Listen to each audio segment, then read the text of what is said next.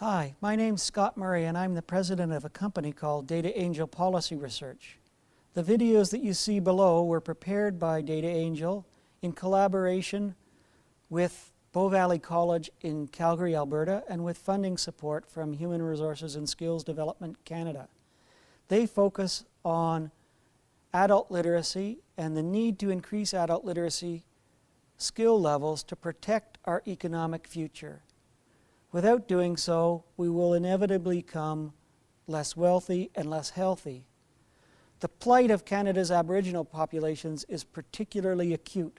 They tend to have lower skill levels and to work in lower skilled jobs, yet they'll form an increasingly important share of net labor force growth in the future.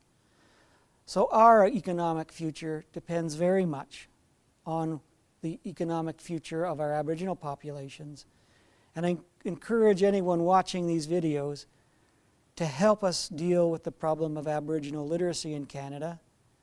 And hopefully by doing so, we'll become more competitive collectively and eminently fair as a society.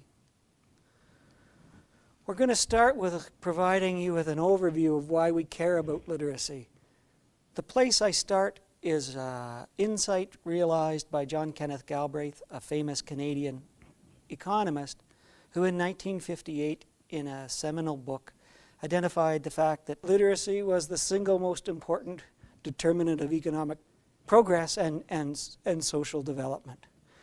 And I've spent most of my adult life trying to prove that Galbraith was right. From a public policy point of view, we care about literacy for several reasons. They're linked, but each one is a distinct set of concerns. The first one is simply greed.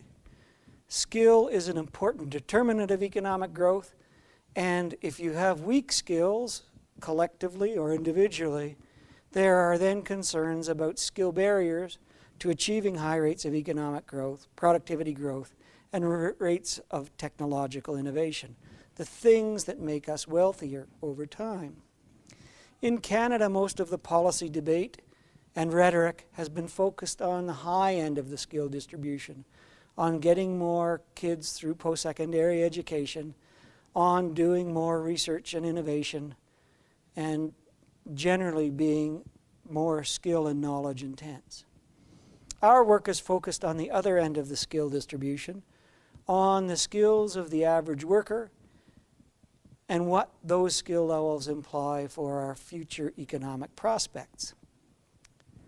The second general level of interest relates to what I refer to as fairness. Skill differences are responsible for most of the social inequality in all of the things that Canadians value most. In employment and income and the ability to earn those things.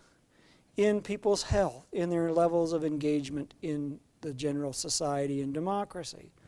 And so if we want to reduce those inequalities that are skill-based, investment strategies in skill, increasing the supply of skill, will have positive benefits and make the society more fair.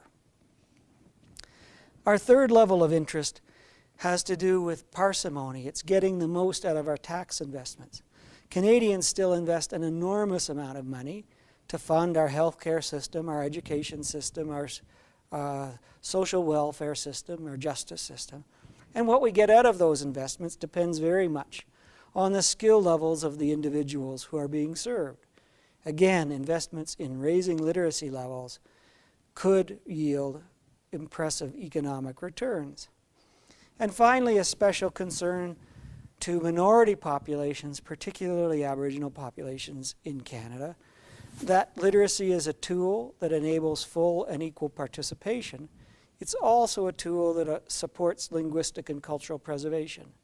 It gives you something to manage and self-determine your own future.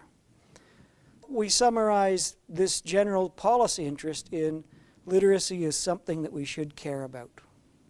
I'm now going to turn to perhaps the most troubling part of the presentation, in that literacy is important. We've just talked about why. Now we're going to talk about why it's going to become so much more important in the future.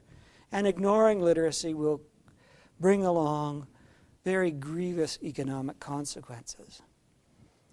Why this should be so has to do primarily with changes in global markets.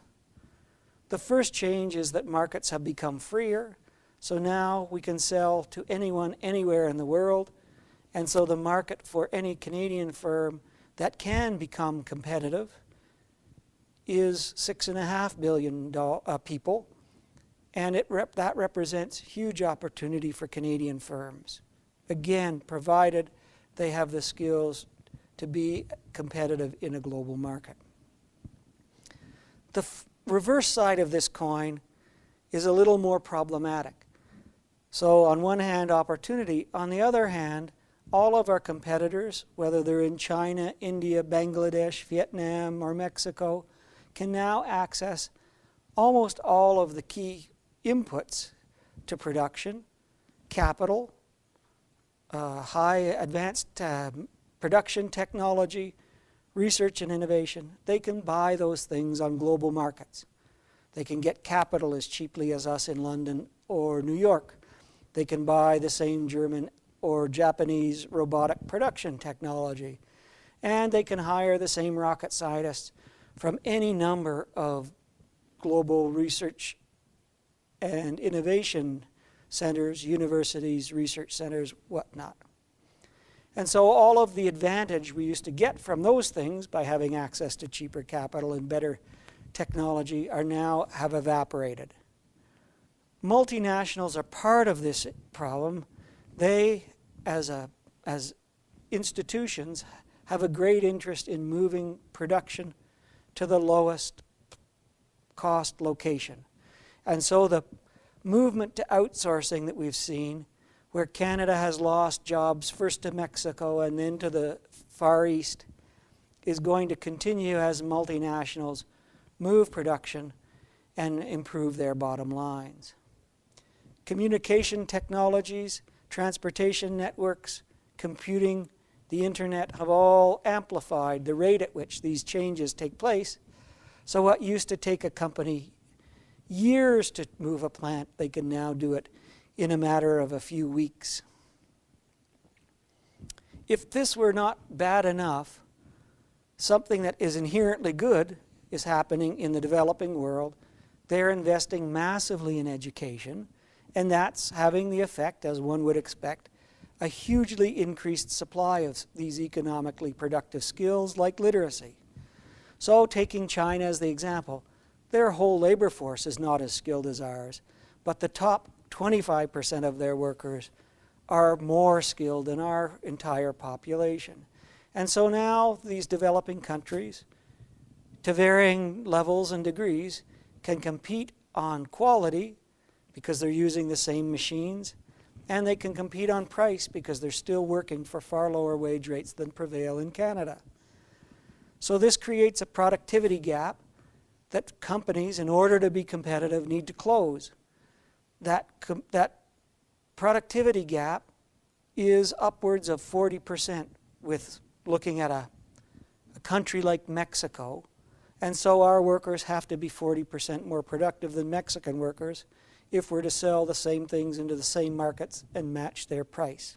Something that complicates the response to this productivity challenge is that we're coming for the first time into a labor shortage in Canada.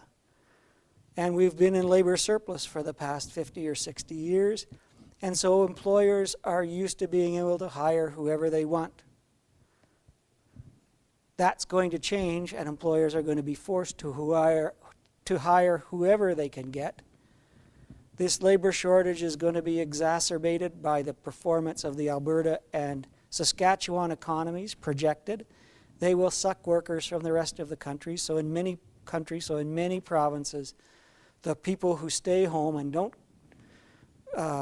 don't move to other provinces are going to be on average even less skilled.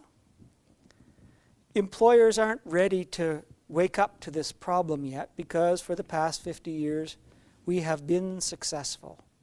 So this translates into workers don't know they have skill problems, employers don't know that they have literacy skill problems, but they're slowly awakening to the challenge faced by Canada in having to compete to a completely different world. So that's why we need to care more in the future.